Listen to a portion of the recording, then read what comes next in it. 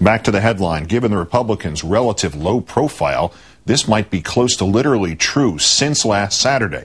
Senator Clinton in that time may have mentioned Senator John McCain more than Senator John McCain has mentioned Senator John McCain, and more positively. 3 versions now of the lifetime experience quote complimenting him and by implication denigrating Senator Obama, the commander-in-chief threshold stuff from today, and even a little more. At that same news conference, she today called McCain a good friend and quote a distinguished man with a great history of service to our country. What is this fascination with and positive attitude towards the man chosen to keep her party, and if she's the nominee, keep her out of the White House? Let's look at this in depth with Margaret Carlson, political columnist for Bloomberg News, as well as Washington editor of The Week magazine. Good evening, Margaret. Good evening, Keith. Maybe I'm really naive, but I know a little bit, at least, about every presidential election since, like, McKinley.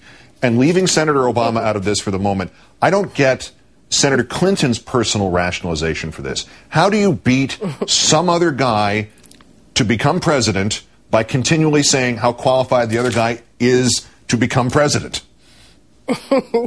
Well, you know, with the Clintons, it's something new every day. And this is part of the kitchen sink. We just didn't see this particular part of it coming. This is the garbage disposal part of the kitchen sink. Because it is so much disdain for Obama that she prefers to embrace the only other person on the screen these days, which is Senator John McCain.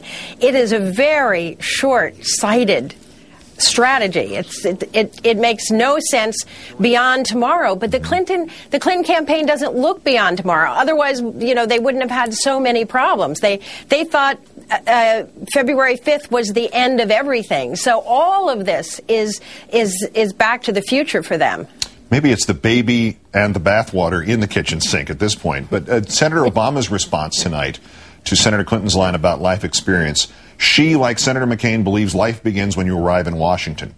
Is this the thing that he's been looking for, that he can hit her back on with impunity without seeming to, you know, to go to those 3 a.m. Ghostbusters ads? I mean, it seems like there are three principal groups comprise the Democratic Party: his supporters, her supporters, and the Democrats who don't care which of them or who defeats John McCain. Would not 2 of those 3 groups respond pretty well to a theme of, why on earth are you ranking John McCain ahead of any Democrat?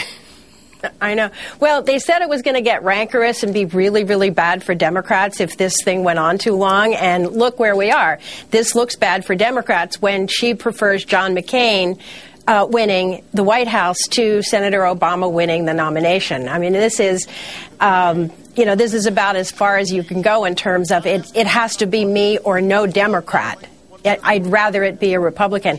Now, remember a month ago, Keith, when Bill Clinton out of the blue said what good friends Hillary Clinton and John McCain were, because they went on one of these Condell things to, I think, to Russia, and they were doing shots of vodka or you know, really having a ball on the plane.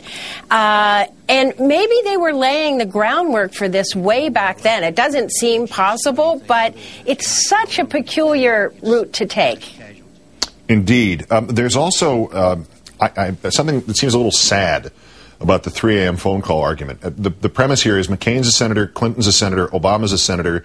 The variables, unless there are more that I'm not aware of, Senator McCain is the only one who was a service veteran, and Senator Clinton was the only one who spent 8 years married to the commander-in-chief.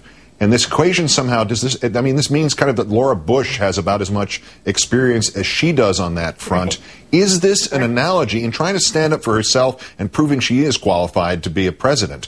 Is this really the analogy Senator Clinton wants to keep pursuing? Look, I can be president. I was married to one. Isn't that the whole criticism of her? Well, it is, and she clearly doesn't want to take the bad stuff from that presidency. She only wants to suggest that she was in on all the important stuff and that this gives her a leg up on Obama. In a conference call, Keith, when the red phone ad came up, she was asked, well, what is her experience? And there was no answer.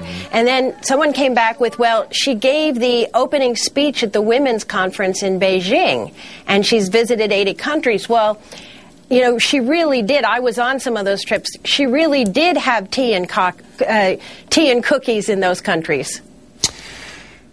Margaret Carlson of Bloomberg News. Great thanks for helping me not think I'm crazy about this. Good night.